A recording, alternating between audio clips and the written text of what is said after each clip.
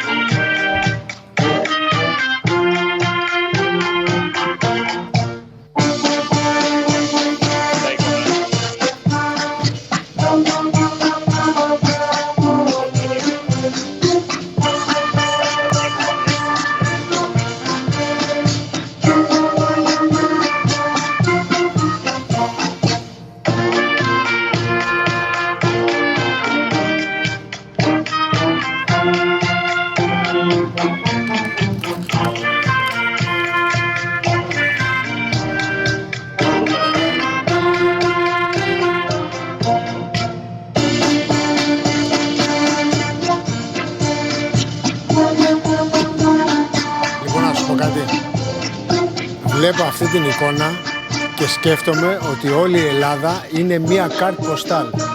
Δες την εικόνα. Δήμαρχέ μου, καλημέρα. Καλημέρα, χρόνια πολλά σε όλους. Χρόνια πολλά σε όλους. Ο κύριος Βασίλης Γκίζας, ο δήμαρχος της πόλης της Ναυπακτίας. Να είστε καλά.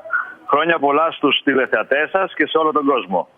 Λοιπόν, από το λιμάνι, το ιστορικό λιμάνι και την Αύπακτο, η οποία και φέτος τα Χριστούγεννα έχει ήδη ξεκινήσει και υποδέχεται τους επισκέπτες, τους ναυπάκτους αλλά και όχι μόνο, και σε εορταστικό κλίμα θα γιορτάσουμε και τα Χριστούγεννα αλλά και όλο το 15ημερο. Ευχαριστούμε καταρχήν για τις υπέροχες εικόνες και τις μελωδίες. Φανταζόμαστε τώρα ότι η Φιλαρμονική θα κάνει και μια βόλτα εκεί στις γειτονιές και τα σοκάκια. Η Φιλαρμονική έχει ήδη ξεκινήσει και πεανίζει στους δρόμους και στα σοκάκια της πόλης. Θα συνεχίσει να το κάνει. Θα το κάνει και την προπαραμονή της πρωτοχρονιάς, μεταδίδοντας το μήνυμα της αισιοδοξίας και της ελπίδας, το χριστουγεννιάτικο κυρίως μήνυμα των εορτών, αλλά και ταυτόχρονα δίνοντας έτσι ψυχή και ψυχολογία στον κόσμο που έχει έρθει από μακριά. Λοιπόν, σας ευχαριστούμε πάρα πολύ για αυτή τη μαγευτική εικόνα και για αυτές τις υπέροχες χριστουγεννιάτικες μελωδίες. Και του χρόνου. Καλή χρονιά και του χρόνου σε όλους σας.